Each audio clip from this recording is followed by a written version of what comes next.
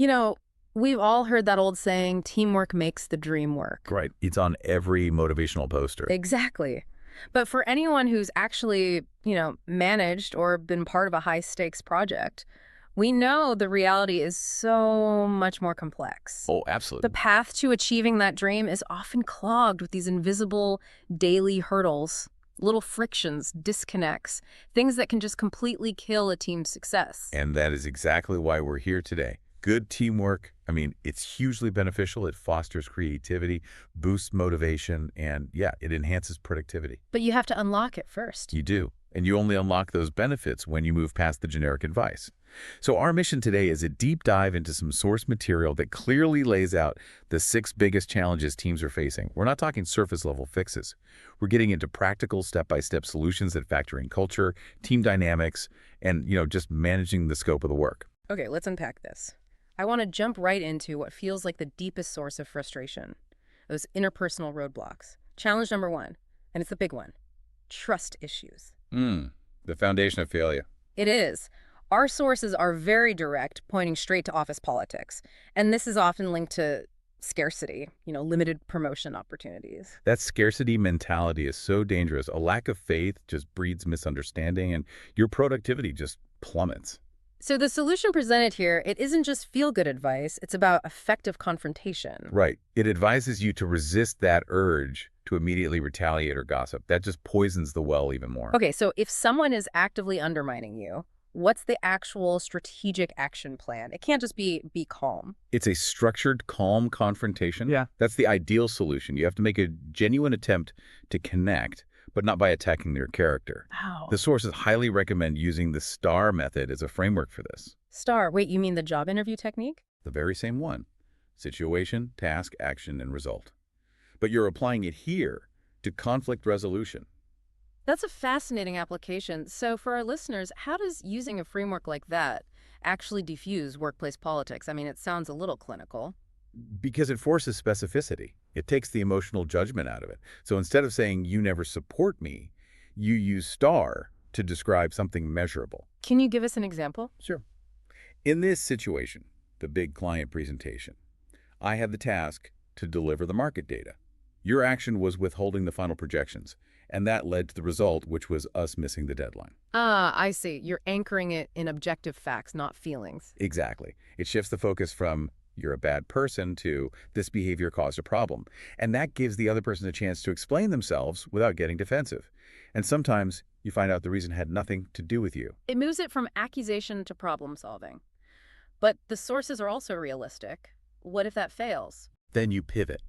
If you can't fix the relationship, the pragmatic advice is to, and I quote, silently move away and mind your own business. Basically, you establish clear professional boundaries and focus only on getting the work done. It's damage control when restoration isn't possible. Precisely. Now, let's shift from grudges to knowledge bottlenecks. Challenge number 2, the failure to share information. Right. We have all this amazing technology, but you still have team members who hoard knowledge or skills. And that intellectual hoarding directly hinders project quality and success. It's a huge risk. This feels like a cultural problem, but what are the structural solutions that leaders need to enforce? I know our audience isn't looking for basic computing tips. Absolutely not. And if this is allowed to persist, it's a critical leadership failure. Leaders have to actively mandate information sharing. So it's not about telling people to zip files or make PDFs. No. The solution is about formalizing knowledge management. The sources focus on 2 things, accessibility and incentive. Okay, tell us more about that. First, you have to implement accessible knowledge management platforms, a central wiki, a SharePoint site, whatever it is. But documentation has to be mandatory, not optional. And the incentive part. You have to incentivize sharing.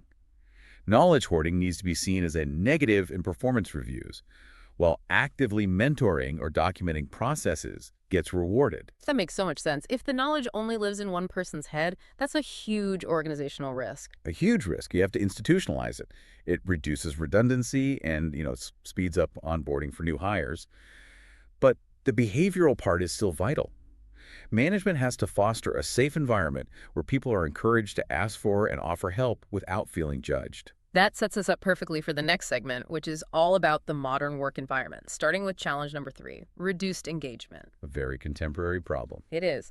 The sources note a really recognizable dip in engagement over the past year, and it's directly linked to hybrid and remote work. Well, when your team is spread out across time zones, different locations, relying on digital tools, it's just so much harder to build that organic rapport that you get in an office. And digital fatigue is a real thing. Nuances get lost in text. Totally. Not everyone communicates the same way online, so that quick virtual check-in, it just isn't cutting it anymore. So what does this mean for leaders? How do you keep teams connected? It means interaction has to be intentional, not accidental.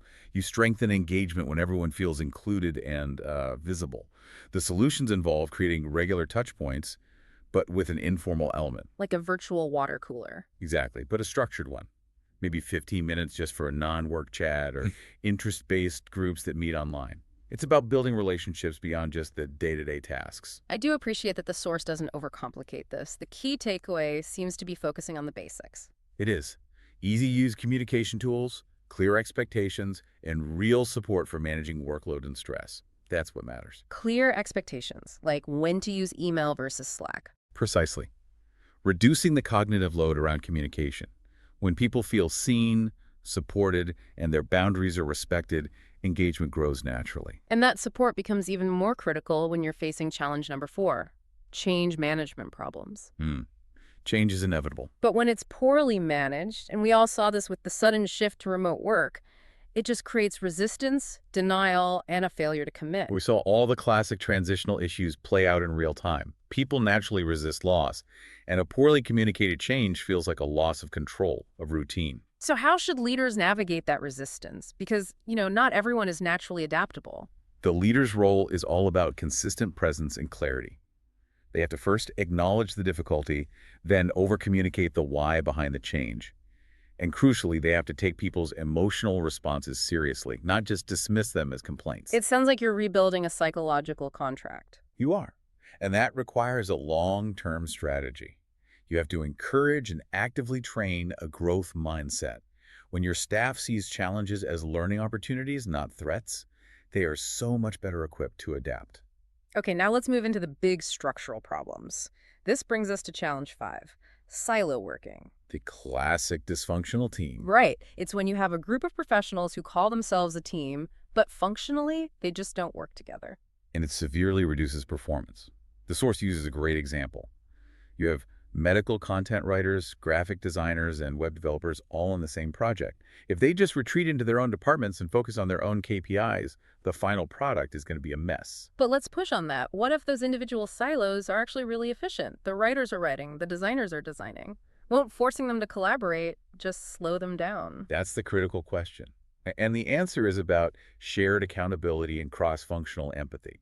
It's not about pulling them out of their core roles. It's about making their success interdependent. So the key is for them to see they're all working towards one single common goal. That's it.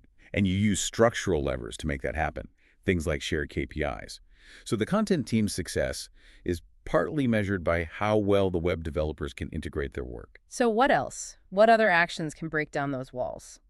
Rotational assignments or shadowing programs are incredibly effective. When a writer spends a week seeing the constraints a web developer faces, they gain the empathy they need.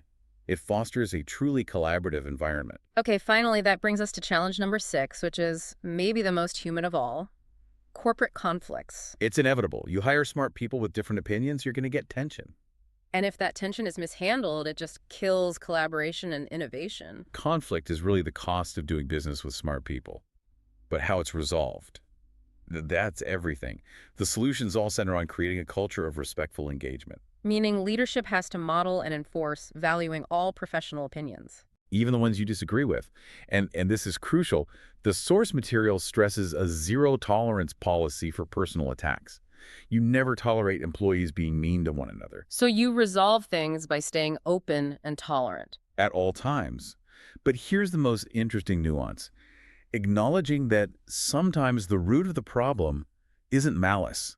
It's a lack of cultural fluency. You mean misunderstandings from different backgrounds? Yes. Whether it's national cultures, generational gaps, or even just different professional subcultures, those are so often the roots of what looks like a conflict. recognizing that means leaders have to promote cultural awareness as a core skill, not just an HR checkbox. Which really brings us to the core synthesis of this whole deep dive, doesn't it? It does. Teams are made of people with different ideologies, backgrounds, and ideas. And that very difference isn't a weakness. It's what makes a team, as the source says, seasoned enough to handle big tasks. Challenges are guaranteed when you put smart people in a room together. And so the ultimate goal has to be devising strong, repeatable, problem-solving mechanisms for all 6 of these challenges. It's about continuous learning and growth. Exactly. If you foster that intrinsic growth mindset, teams become better equipped to handle anything that comes their way. So we've talked about how to resolve conflict with tools like STAR and how to break down silos with things like shared KPIs. But here is the provocative thought for you, our listener, to think about this week. What single practical step can you take in the next 7 days to move your team from merely tolerating differences, be they cultural, ideological, or professional, to actively leveraging those diverse viewpoints for real innovation? Think about where that opportunity is hiding in your organization.